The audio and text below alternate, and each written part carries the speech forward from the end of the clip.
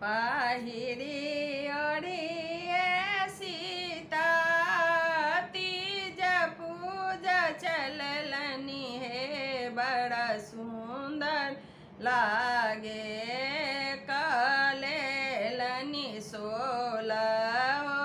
सिंगार हे बड़ा सुंदर लागे कलेलनि सोलह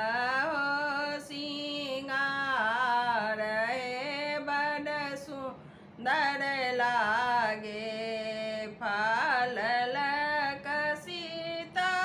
दाई डाली जे भरलनि हे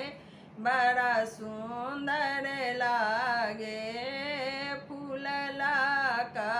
भरलनि फूल डाली हे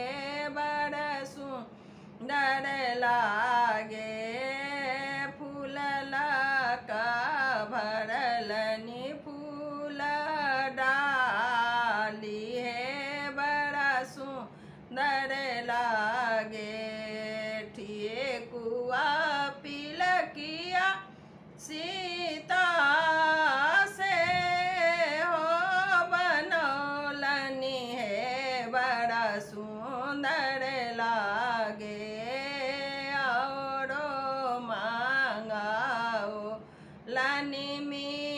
मिठाई है बड़ा सुंदर लागे तीज के पूजी पूजी सीता भागो मंगई छती है बड़ा सुंदर लागे